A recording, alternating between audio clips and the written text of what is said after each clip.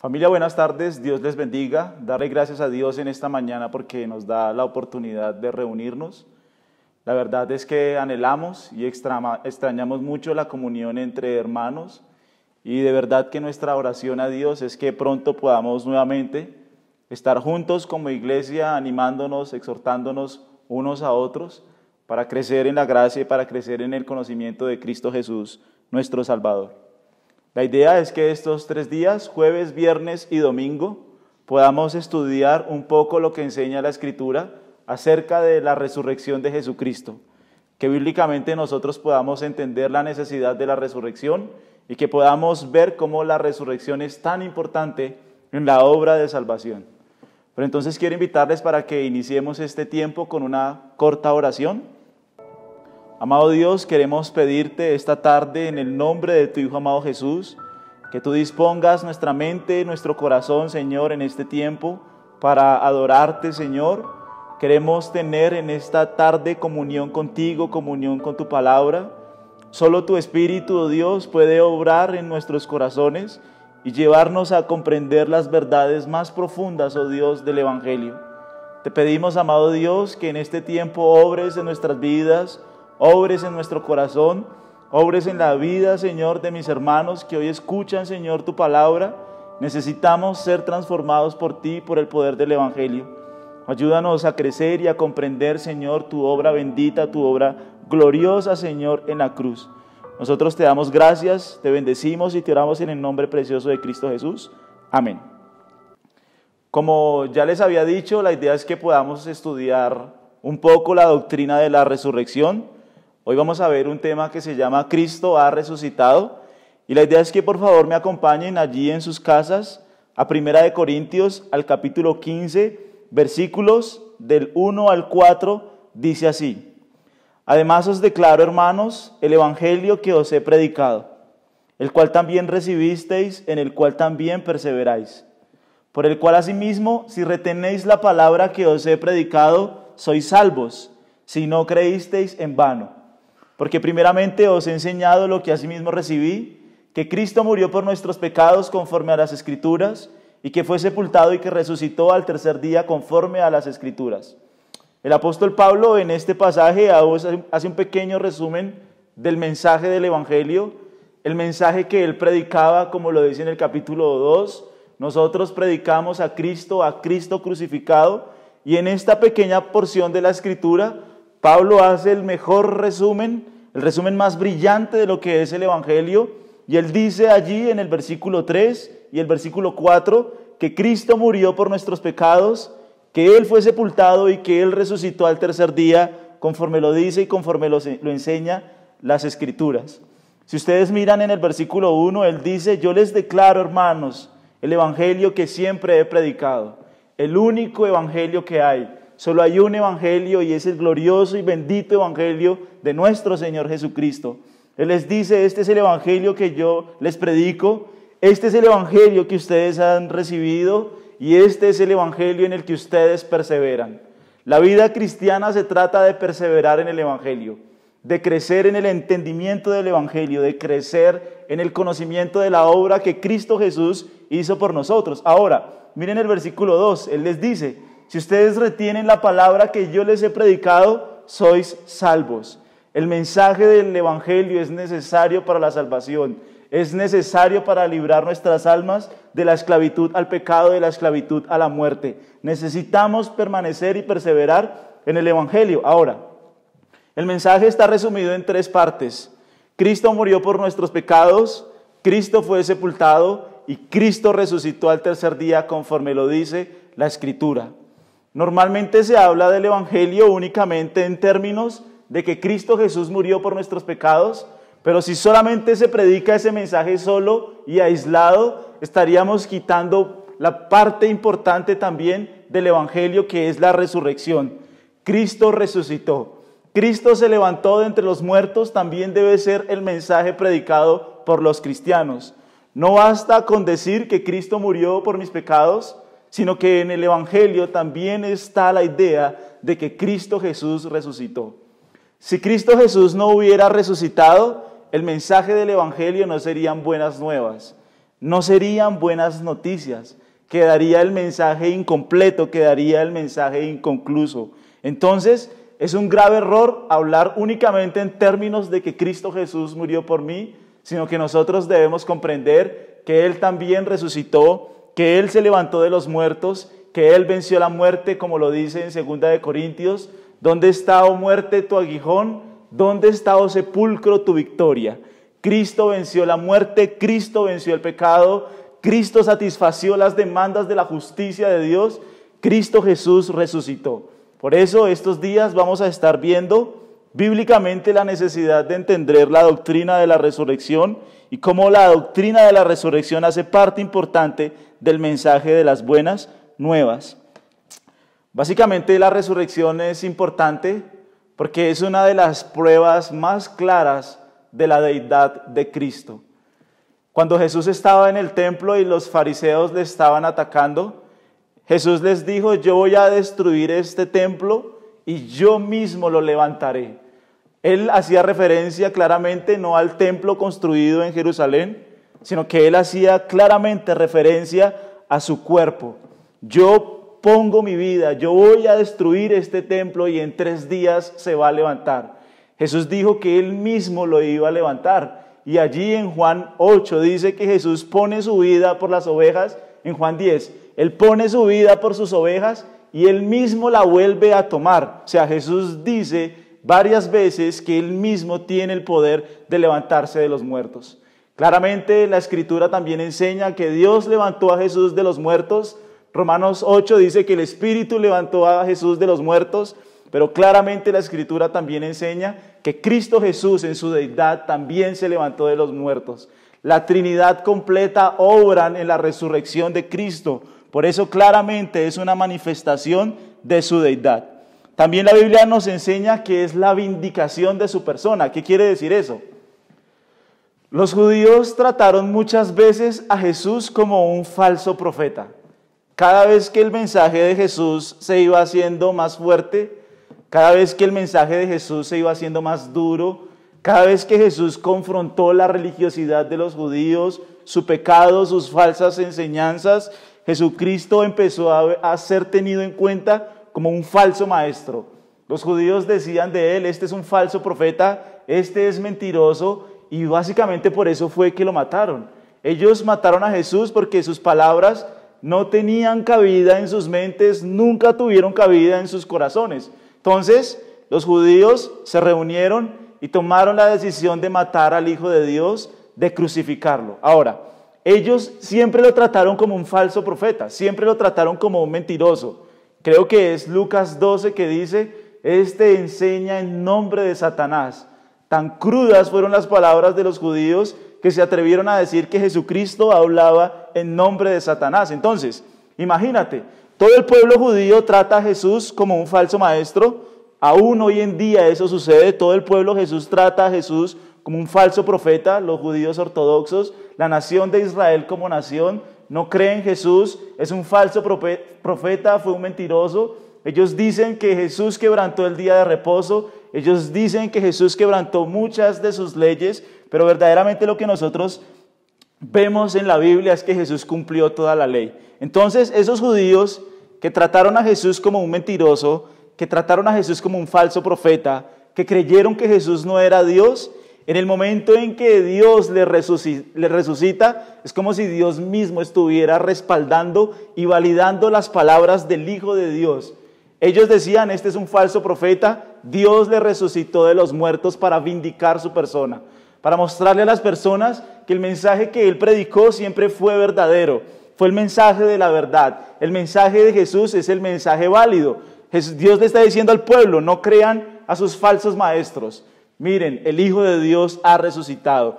Cristo Jesús ha resucitado. Él es la esperanza. Entonces, en el momento en que Dios levanta a Jesús de los muertos, ha vindicado su persona. Su mensaje es verdad. Su mensaje es válido. Nuestros pecados han sido perdonados. No fue un falso profeta, fue el Mesías que había de venir. Y finalmente es la garantía de que Dios había aceptado su muerte como pago por los pecados de su pueblo. Las últimas palabras de Jesús en la cruz fueron: consumado es. toda la deuda ha sido pagada. La ira de Dios fue derramada sobre la cruz por los pecados de todos los hombres.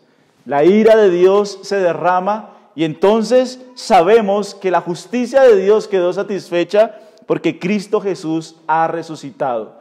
Es el evento histórico más importante de los 10.000 años que pueda tener el planeta Tierra. Es el evento sin precedentes, es el evento único. Como leía yo por allí, la Semana Santa de hace 2000 años fue la semana más importante, de lunes a domingo. Toda la atención estaba centrada allí en esa ciudad. Los ángeles, los cielos, los demonios estaban atentos mirando lo que estaba sucediendo en la ciudad de Jerusalén. El Hijo de Dios iba a morir por los pecados de su pueblo. Dios en carne humana iba a morir por los pecados de su pueblo. Iba a redimir a su pueblo, iba a salvar a su pueblo. Es la semana más importante. Y entonces allí donde está centrada toda la atención, nosotros vemos que es el evento sin precedentes, es un evento único, es un evento histórico. Y Cristo Jesús resucitó al tercer día. Al tercer día el Señor se levantó de entre los muertos y entonces sabemos que la ira y la justicia de Dios quedó satisfecha. Claramente la resurrección de Jesucristo no es una fábula. Claramente la resurrección de Jesucristo no es un mito. Claramente la resurrección de Jesucristo no es una historia fantasiosa de muchas personas. Creo que hoy, sobre todo en esta semana, en muchos canales como Discovery y Nat Geo, tratan de presentar a un Jesús muy distinto y muy diferente del Jesús que presentan las Escrituras. De hecho, algunos se atreven a decir con absoluta ignorancia que Jesús ni siquiera vino, pero es algo totalmente falso. Vamos a ver cómo verdaderamente la resurrección fue un evento histórico que sucedió, que Jesús realmente vino, que Dios vino a la tierra, habitó entre los hombres, como lo dice Juan 1, y vimos su gloria, gloria del unigénito, lleno de gracia y lleno de verdad. El diccionario Webster define historicidad, o sea, algo que realmente fue histórico, como la cualidad de ser histórico, especialmente distinto a lo mitológico o legendario. Es algo distinto de fábulas, es algo distinto de mitos. Verdaderamente el hecho de la resurrección fue algo histórico, fue algo que sucedió. Miren, la vida del Hijo de Dios está registrada en los 4 evangelios. 2 apóstoles compartieron con él y los otros 2 fueron enseñados por los apóstoles. Los evangelios registran el evento histórico, la venida de Jesús, y los 4 evangelios presentan la resurrección como un evento que verdaderamente ocurrió. Fue algo que realmente sucedió. Quiero que por favor me acompañen en sus Biblias a Lucas, San Lucas capítulo 1, versículos del 1 al 4. Dice así: puesto que ya muchos han tratado de poner en orden la historia de las cosas que entre nosotros han sido ciertísimas, tal como nos lo enseñaron los que desde el principio lo vieron con sus ojos y fueron ministros de la palabra, me ha parecido también a mí, después de haber investigado con diligencia todas las cosas desde su origen, escribírtelas por orden, oh excelentísimo Teófilo, para que conozcas bien la verdad de las cosas en las cuales has sido instruido. El Evangelio de Lucas es el tercer evangelio escrito. El primer evangelio es el Evangelio de Marcos, el segundo evangelio escrito es el Evangelio de Mateo y el tercer evangelio es el Evangelio de Lucas. La intención de Lucas es reunir absolutamente toda la información que él tenía y que ellos tenían y que la iglesia primitiva tenía acerca de la persona de Jesucristo. De hecho, en el Evangelio de Lucas, él registra el 70% del Evangelio de Marcos en sus escritos. O sea, Lucas, aparte de médico, fue un historiador único, fue un historiador impresionante. Él se dedicó a la tarea de recolectar todas las historias escritas, o como los teólogos también llaman, la fuente Q, que era la fuente verbal y oral que había en esa época de la resurrección de Cristo, de los hechos de Cristo, de la vida de Cristo. Lucas se propone condensar toda esa información y registrarla en su evangelio. Claramente, cada palabra del evangelio de San Lucas es inspirada por Dios. Cada palabra que está en la Escritura es palabra viva del Dios vivo. Entonces, allí lo que dice el versículo 1, empezando el versículo, dice, puesto que ya muchos han tratado de poner en orden la historia. Entonces, lo que vemos allí es que muchos habían tratado de organizar la historia acerca de Jesucristo. Ya Marcos había escrito el evangelio, ya Mateo lo había escrito, y ahora Lucas lo quiere condensar de una forma, de una manera detallada. De hecho, de los 4 evangelios, quien presenta más detalle histórico y acerca de la persona de Cristo Jesús, conversaciones de Jesús con Herodes, es Lucas. Lucas recopila la información, pero ahorita vamos a ver cómo él mismo dice que este evangelio, claramente como toda la Escritura, ha sido inspirada por el Dios vivo. Entonces, lo primero que dice es que ya muchos han tratado de poner en orden la historia. Muchos lo habían tratado. Lucas va a tratar de condensarlo. Ahora, la palabra poner orden viene de la palabra griega anatosomai. La palabra poner en orden viene de la palabra griega anatosomai, que significa reunir en orden o acomodar. Lucas se había dispuesto a escribir un registro ordenado históricamente acertado sobre la encarnación del Hijo. O sea, la información del Evangelio de Lucas es la información que recoge de muchas personas. ¿Qué quiere decir eso y por qué eso es importante? Porque verdaderamente la venida del Hijo de Dios fue un hecho histórico que muchas personas vieron. Miren, aún entre los romanos hay historiadores que no son cristianos y hacen referencia a la persona de Jesús.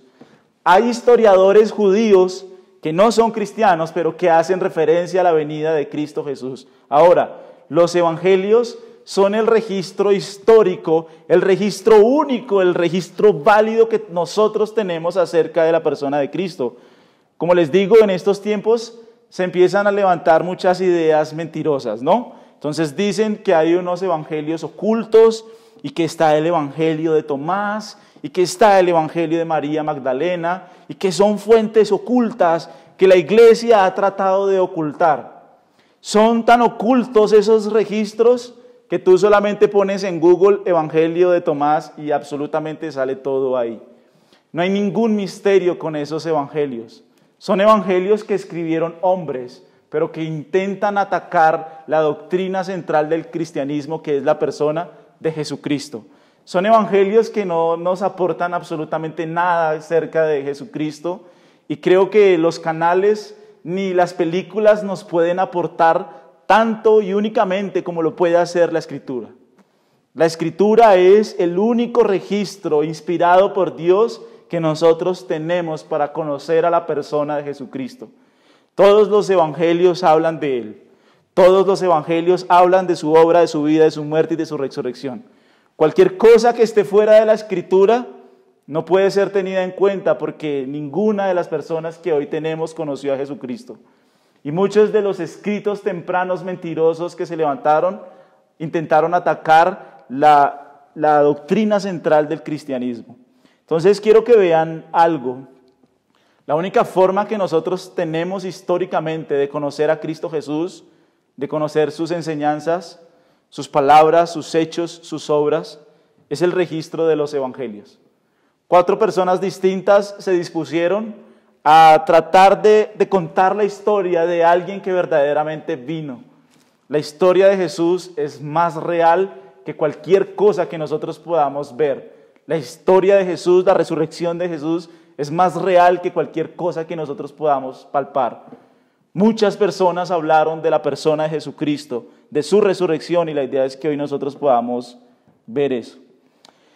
Entonces, Lucas dice que muchos han tratado de poner en orden, la idea de él es poner en un orden lógico. El evangelio de Lucas se conoce como un evangelio detallado, como un evangelio muy ordenado. No estrictamente fue escrito en orden cronológico, pero él trata de presentar de manera detallada la obra de Cristo Jesús el Salvador. Ahora, estas cosas, dice él, entre nosotros han sido ciertísimas. Son palabras ciertas.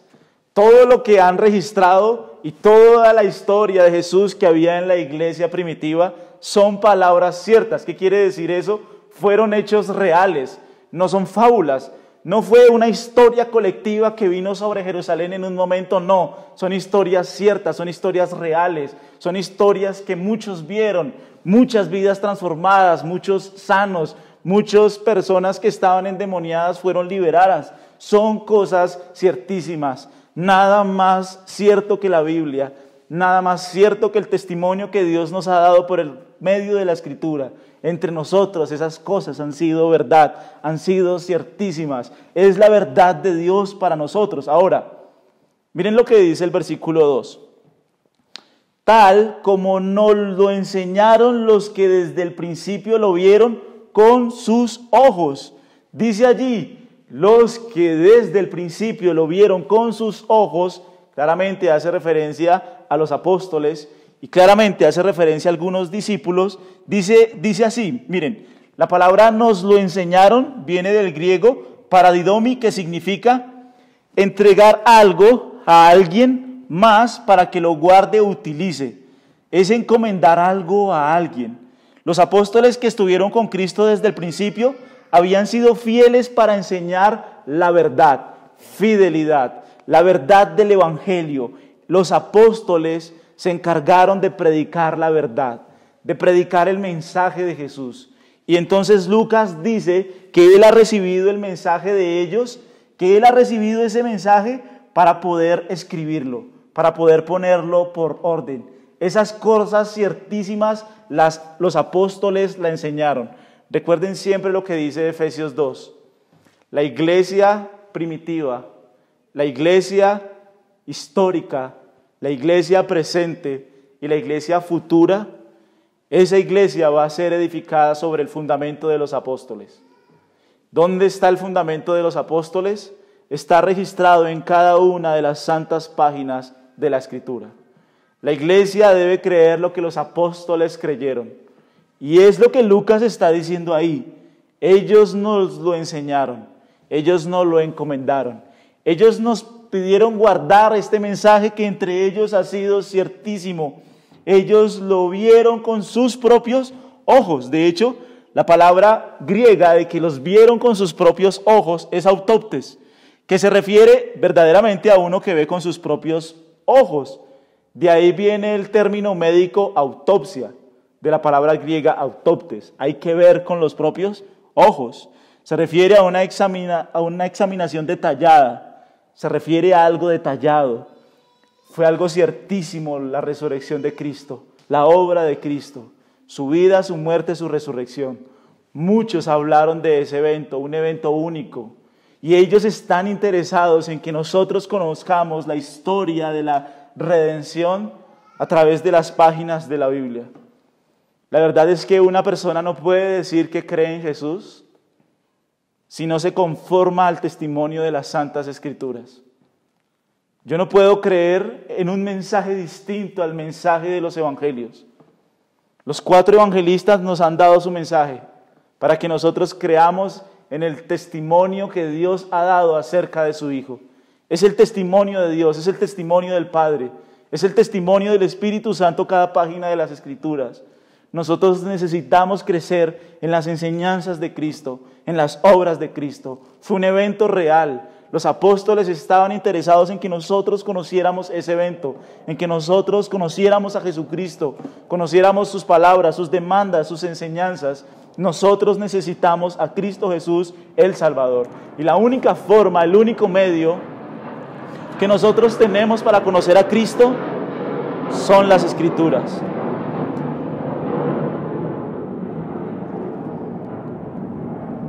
No puede ser que alguien diga que cree en Jesús porque tuvo algún tipo de experiencia emocional, porque tal vez estaba en una iglesia y esa persona sintió un frío en su cuerpo y sintió que Jesús venía sobre él y ahora él sintió que conocía a Jesús.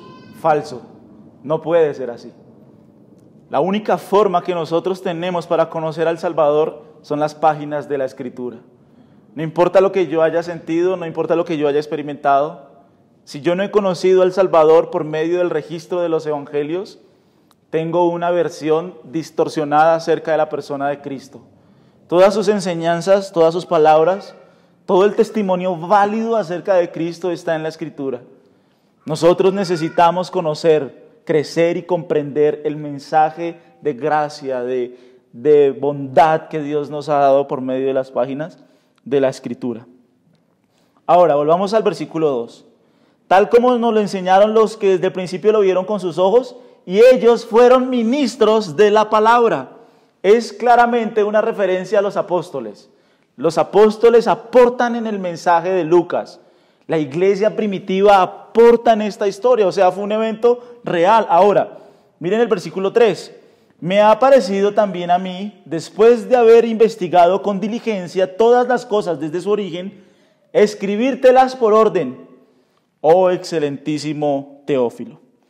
La idea de Lucas, cuando dice que él con diligencia quiere poner en orden todas las cosas, denota que la investigación de Lucas fue tanto exhaustiva como diligente. Él había examinado todos los datos disponibles. Su objetivo era reportar la verdad histórica sin adornos. Él pone la verdad de Dios inspirado por el Espíritu Santo. Él dice, a mí me ha parecido también a mí, después de haber investigado con diligencias todas las cosas desde su origen. La palabra desde su origen es muy importante, porque no se refiere al principio del nacimiento de Jesús, no. Se refiere principalmente a algo que viene de lo alto. La palabra griega se refiere a algo superior. Es como si Lucas estuviera diciendo, yo he investigado con orden, yo he investigado con diligencia, pero su origen, el producto final, no es mío, es un origen de Dios. Él escribe siendo inspirado por el Espíritu Santo. Cada palabra de la Biblia es la palabra de Dios. Por eso en ella podemos confiar, porque Dios es un Dios de verdad, Dios es un Dios que no miente y en Él nosotros estamos seguros. Entonces Él dice, me ha parecido a mí escribírtelas por orden, oh excelentísimo Teófilo. No es un orden cronológico puntual, pero es un orden lógico que sigue el Evangelio de Lucas. De hecho, Lucas fue escrito a todos los gentiles. Ahora, el versículo 4 dice, para que conozcas bien la verdad de las cosas en las cuales has sido instruido. La palabra por orden del versículo 3, me faltó, qué pena, viene del griego kateses, que denota sucesión o orden. Y finalmente la palabra verdad viene de la palabra griega asphaleia, que denota firmeza, estabilidad, certeza. Lucas escribió para que Teófilo pudiera tener completa certeza acerca de las cosas que fueron enseñadas. Lee la Escritura, lee los Evangelios, lee el testimonio de los discípulos directos de Jesús para que tú puedas conocer y comprender la verdad de las cosas en las cuales nosotros hemos sido instruidos, enseñados. La única verdad que nosotros necesitamos es la verdad de la Biblia. La única verdad que nuestro corazón necesita es la verdad de Dios, la palabra de Dios. La palabra del Dios vivo es esta y necesitamos crecer en la comprensión de los evangelios. Necesitamos crecer en esta palabra viva para que nuestras vidas sean transformadas por el poder, por la obra del Espíritu Santo. Muy bien, vamos un momento a Hechos, al capítulo 1, Hechos 1.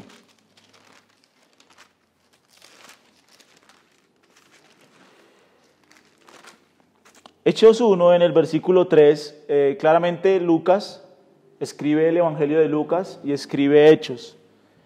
Hechos es la continuación del Evangelio de Lucas. Lucas escribe Lucas, que es el Evangelio más largo.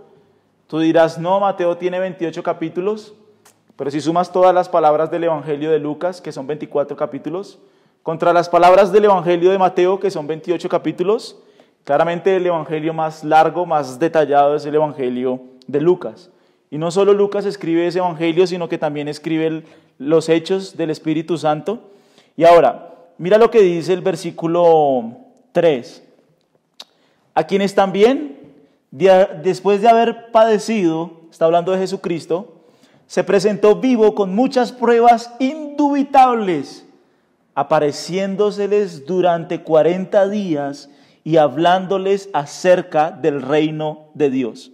Miren, Lucas está diciendo que Jesús, a quienes también después de haber padecido, o sea, después de su muerte, Jesús se presentó ante sus discípulos, se presentó vivo con muchísimas pruebas indubitables. O sea, no pueden dudar.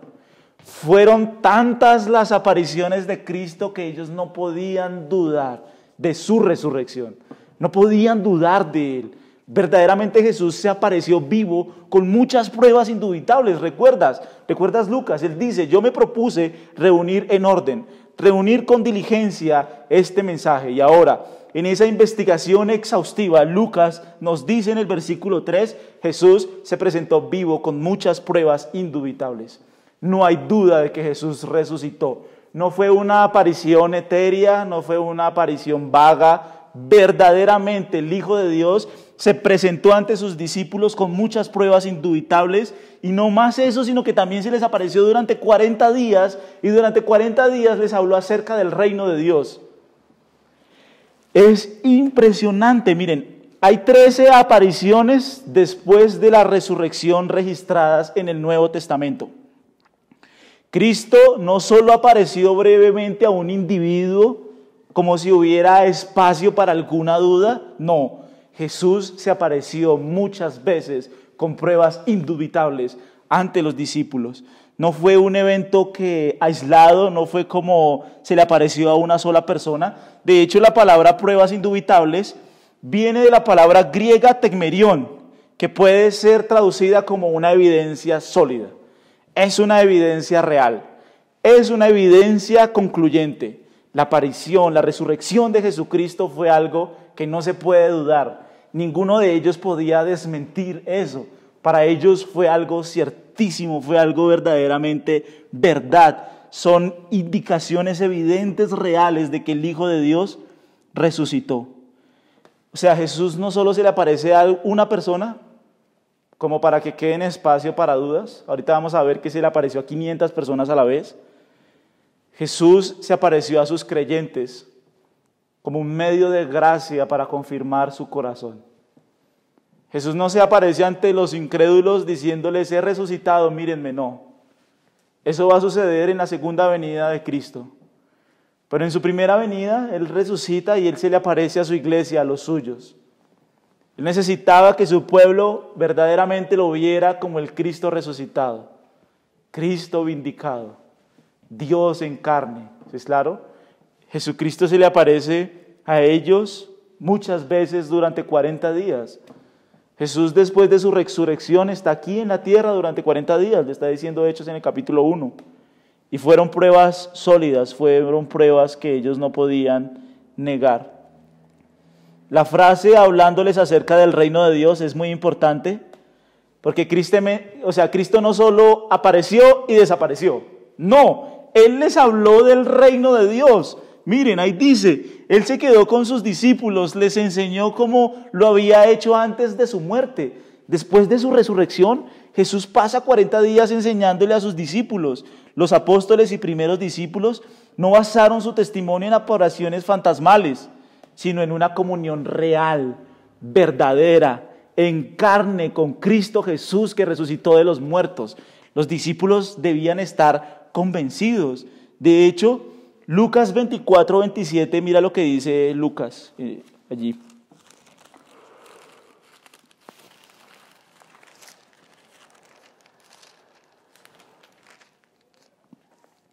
Dice así, y comenzando desde Moisés y siguiendo por todos los profetas, les declaraba en todas las escrituras lo que él decían. Aquí Jesús ha resucitado, está en el camino a Emaús, y Jesús les enseñó la Biblia, resucitado. Jesús no apareció como un fantasma y desapareció, no fueron apariciones vagas. Jesús estuvo con su iglesia, Jesús estuvo con sus discípulos, hablándoles del reino de Dios después de que Él resucitó. Es una evidencia única, es una evidencia increíble. De hecho, miremos cómo Pedro lo detalla en Hechos en el capítulo 10. Cuando Pedro va a la casa de Cornelio y le predica el evangelio a los gentiles después de la visión que él vio, el lienzo y los animales. que descendían. Miren lo que dice Hechos 10 en el versículo 38. Dice así: como Dios ungió con el Espíritu Santo y con poder a Jesús de Nazaret, y como éste anduvo haciendo bienes y sanando a todos los oprimidos por el diablo, porque Dios estaba con él. Y nosotros somos testigos de todas las cosas que Jesús hizo en la tierra de Judea y en Jerusalén, a quien mataron colgándole en un madero. Ahora miren el versículo 40. A este levantó Dios al tercer día e hizo que se manifestase, no a todo el pueblo, sino a los testigos que Dios había ordenado de antemano, a nosotros que comimos y bebimos con él después que resucitó de los muertos. Impresionante. Miren lo que dice ese versículo, el versículo 40, dice de la siguiente forma: a este levantó Dios al tercer día e hizo que se manifestase. Esta era la validación de Dios para la persona y la obra de Jesús de Nazaret. Dios valida las palabras de Jesús. Dios resucita a Jesús. Dios levanta al Salvador. Y nos deja ver que su mensaje, que sus palabras, que sus enseñanzas fueron toda verdad. Todo el cristianismo se levanta o cae sobre esta verdad. Cristo Jesús resucitó. Por esta razón es que la resurrección es proclamada frecuentemente en el Nuevo Testamento. Si nosotros miramos el primer sermón de Pedro, él predica en Hechos 2 y lo primero que él predica es acerca de la resurrección. Siempre ellos no intentaban demostrar la resurrección, ellos predicaban y anunciaban que Jesús había resucitado. Hace parte del mensaje central del cristianismo. Ahora, las apariciones de Cristo fueron demostraciones de gracia, la gracia de Dios, la gracia inmerecida de Dios para con su pueblo, para con su iglesia, para con sus discípulos.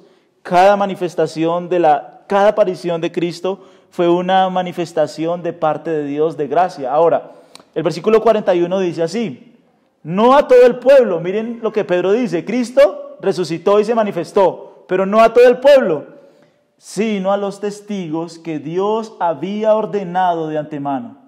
A nosotros, miren lo que dice Pedro, que comimos y bebimos con él después de que resucitó de los muertos. Como todos los milagros de Jesús, de su ministerio en la tierra, las apariciones de Cristo después de la resurrección fueron bajo la dirección soberana de Dios y tenían un propósito específico: el establecimiento de la iglesia. Cristo no apareció a las multitudes de no creyentes para vindicarse a sí mismo, como ya lo habíamos hablado. Sin embargo, esto sucede en su segunda venida. Ahora, Pedro en el versículo 41 dice: miren, nosotros comimos y bebimos con él. Es impresionante. Después de que Jesús resucita, Cristo no apareció meramente como un fantasma etéreo o una visión fugaz, rápida. ¿Será que sí lo vimos? No, ellos comieron y bebieron con él. De hecho, eso lo registra Juan. Cuando Pedro está en la barca, Jesús les está preparando comida. Y ellos se sientan y comen con él resucitado. Cristo Jesús resucitó. No es un evento aislado, es un evento importante, su resurrección. Los evangelios lo están retratando, los evangelios nos están enseñando eso. Ahora miren lo que dice el versículo 42. Y nos mandó que predicásemos al pueblo y testificásemos que Él es el que Dios ha puesto por juez de vivos y muertos. La palabra testificar viene de la palabra griega diemarturomai, que denota testificar con gran seriedad e incluso gravedad. O sea, es una demanda muy seria. Hablen acerca de la resurrección. Hablen acerca de que Dios levantó a Jesús de los muertos y es el que Dios ha puesto por juez para juzgar a vivos y a muertos. Cristo es el Salvador, Cristo es el juez, Cristo es el Señor. Pedro nos está dando, Pedro, un apóstol de primera mano, el líder de los 12, nos está dando el detalle y el registro bíblico histórico que Jesús resucitó. El Hijo de Dios ha resucitado, no fue algo etéreo, no fue una imaginación que ellos tuvieron. Ellos quieren resaltar en la Escritura que verdaderamente comieron con Él, que verdaderamente Él les enseñó, que ellos lo vieron resucitado.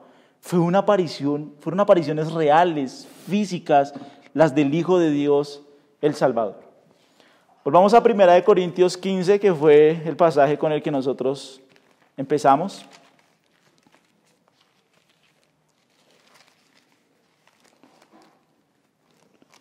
Dame un segundo.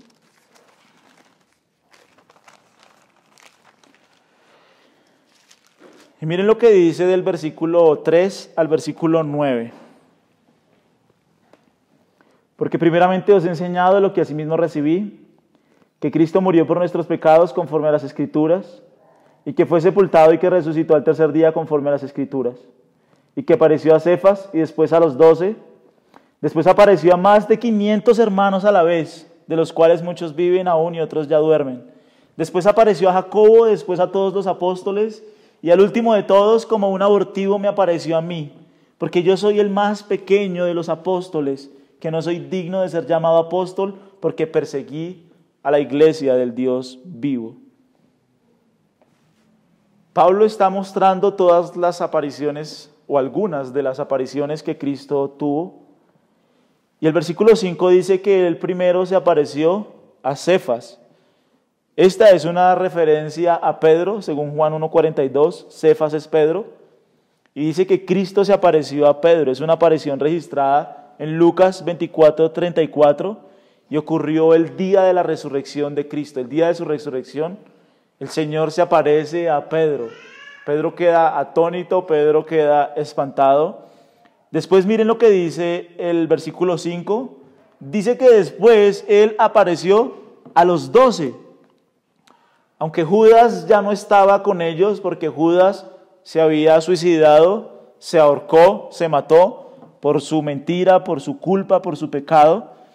Y el número ya estaba reducido a los 11. Ellos, ese grupo, seguían siendo conocidos como los 12. A pesar de que no estaban los 12, ya eran 11, era un grupo conocido como los 12. Ahora, esta aparición después de la resurrección de Jesús a los discípulos es una de varias. Por ejemplo, el versículo 7 vuelve a decir que Él se apareció a todos los apóstoles en el versículo 7. Entonces, esta es una de sus muchas apariciones. Jesús aparece también el día de la resurrección a los 12. Él se aparece a ellos con pruebas indubitables. Después mira lo que dice el versículo 6. Después apareció a más de 500 hermanos a la vez, de los cuales muchos viven y otros ya duermen. Es un versículo muy impresionante porque Jesús se aparece a 500 personas a la vez. 500 personas a la vez han visto a Jesús resucitado. ¿Puedes imaginar ese número? Probablemente esta es una referencia a Hechos capítulo 1, versículos del 6 al 11. El día de su ascensión parece que habían 500 personas y 500 personas lo vieron a Él resucitado. Ese hecho es muy importante porque el hecho de que 500 testigos colectivamente, es decir, en el mismo lugar y a la misma hora, 500 personas viendo lo mismo, es más que una prueba suficiente de un hecho verdadero, real. Hace altamente improbable que haya sido un caso de identidad equivocada, o sea, como que los discípulos se equivocaron y no vieron a Jesús. No, es improbable. ¿Cómo es posible que 500 personas puedan tener una identidad equivocada? No puede ser una alucinación. Está bien 2, 3, 4, 500 personas tener una alucinación acerca de Jesucristo, imposible.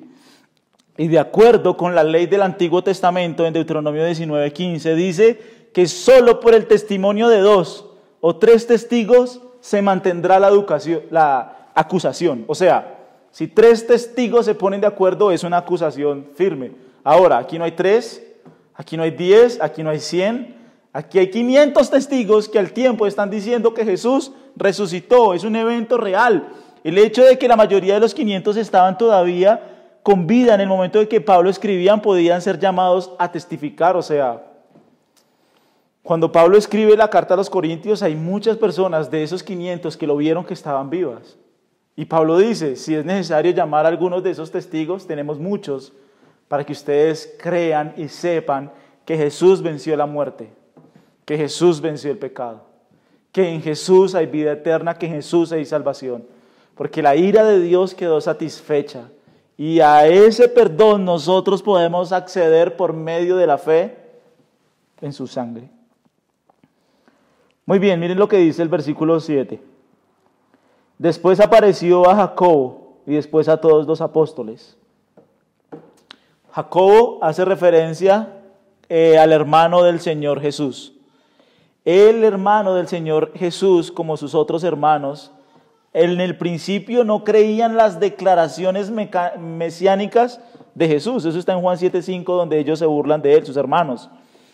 Hasta después de la resurrección, cuando se unió a los apóstoles, Jacobo, y se convirtió en uno de los líderes más prominentes entre los primeros cristianos. O sea, Jacobo en un principio no creía las palabras de Jesús. Jacobo en un principio, de hecho, se burlaba de Jesús.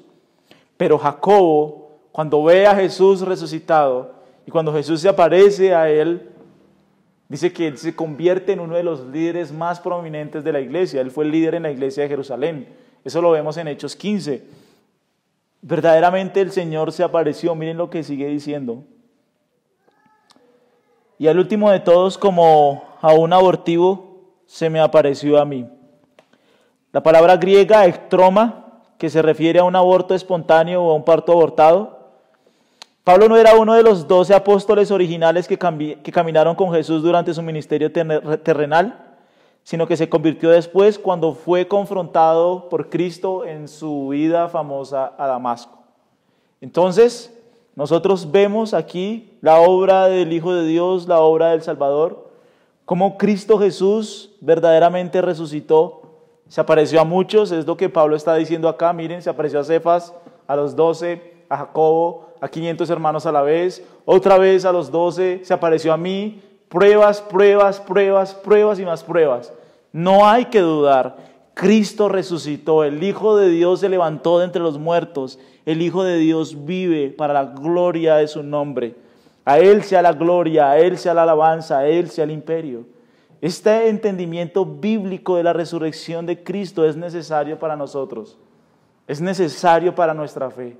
Es necesario para nuestra vida cristiana. Nunca jamás debemos dudar de que Jesús se levantó de los muertos.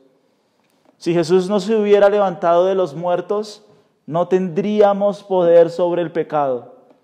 No tendríamos poder sobre la muerte. Pero el Señor, por su gracia, nos perdona, nos limpia, nos ofrece vida eterna por el poder de la resurrección. Es una doctrina fundamental. Es una doctrina muy importante. De hecho, el credo apostólico dice: creo en Dios Padre Todopoderoso, Creador del cielo y de la tierra. Creo en Jesucristo, su único Hijo nuestro Señor, que fue sepultado, muerto y sepultado, descendió a los infiernos y al tercer día, dice el credo apostólico, resucitó de entre los muertos. Ese era el credo recitado por los apóstoles en el principio. Y para ellos era algo ciertísimo que Cristo Jesús resucitó, que Cristo Jesús se levantó de los muertos. Él es nuestra victoria, Él es nuestra esperanza, Él es nuestra paz. Necesitamos, como lo dice Pablo, morir juntamente con Cristo para juntamente con Cristo recibir vida nueva, vida eterna, salvación, perdón de nuestros pecados. Era el mensaje que los apóstoles predicaban, era el mensaje en el que ellos perseveraban. Cristo murió por mí, Cristo resucitó de entre los muertos al tercer día. La iglesia lo vio, no fue una idea fantasiosa, no fue algo que nosotros estemos inventando. De hecho, si tienes tiempo en esta Semana Santa y en estos días de cuarentena, que creo que vas a tener tiempo, hay una película muy famosa que se llama El caso de Cristo. Y es un ateo, es la historia de un ateo, un ateo y su esposa. Su esposa empieza a escuchar acerca de Cristo y el esposo, como es ateo, se enoja muchísimo con su esposa. Y él le dice: ¿cómo es posible que tú creas en esas fábulas fantasiosas? Y el hombre era un investigador muy importante de un periódico. Él le dice: ¿sabes qué? Voy a investigar y voy a demostrar que Cristo Jesús fue una mentira, fue una falsedad. Y entonces el hombre empieza a sacar todas las pruebas que hay y empieza a confrontar el registro histórico de todas las pruebas. Creo que eso lo vamos a ver el día de mañana. Pero el hombre empieza a registrar todas las pruebas, y cuando el hombre acumula todas las pruebas, él se da cuenta que fue un evento real, fue un evento cierto. Cristo Jesús resucitó. Y lo único que él puede hacer es caer a los pies y decir y reconocer que Jesús resucitó, que Jesús es el Señor. La única explicación para todo lo que ha sucedido desde hace 2000 años, de que cristianos hayan dado su vida, de que cristianos hayan muerto, es que ellos vieron a Jesús resucitado.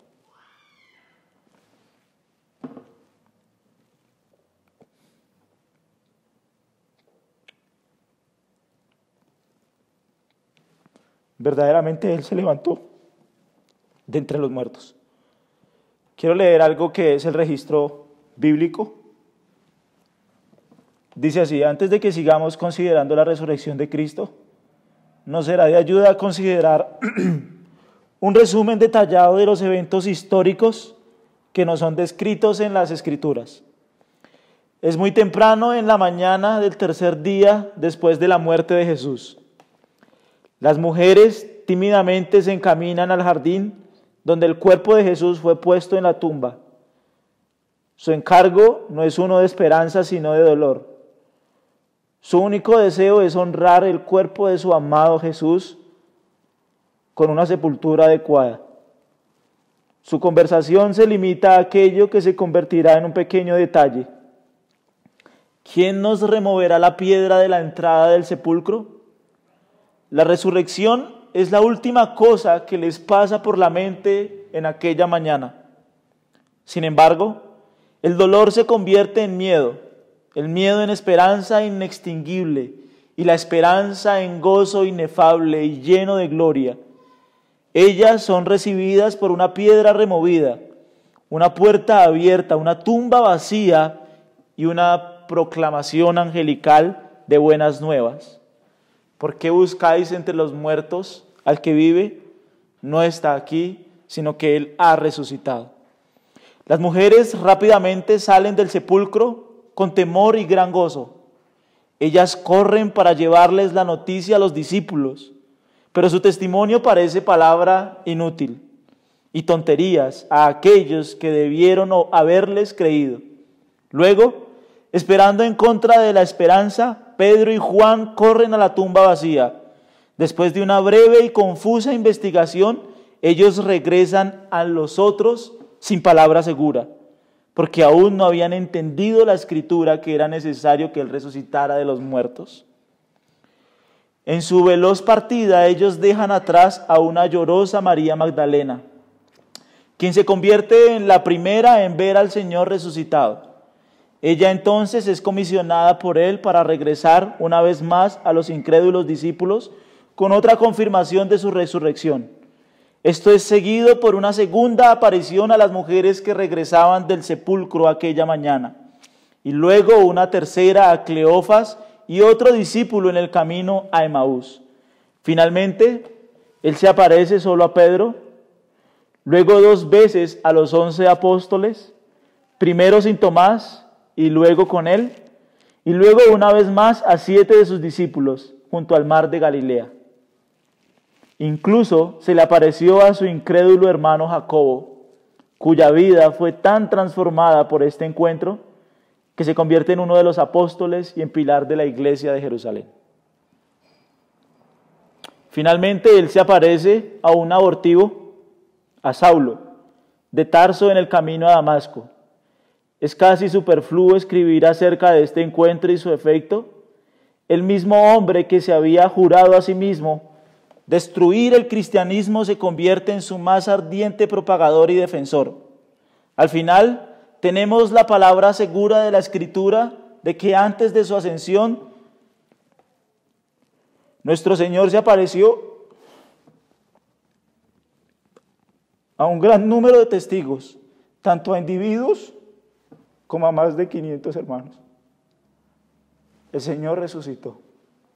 Es nuestra esperanza, Él es nuestra esperanza. Quiero invitarles a que oremos. Señor, queremos dar gracias en esta tarde porque tú te levantaste, Señor, de entre la tumba. Tú te levantaste, Señor, para reinar.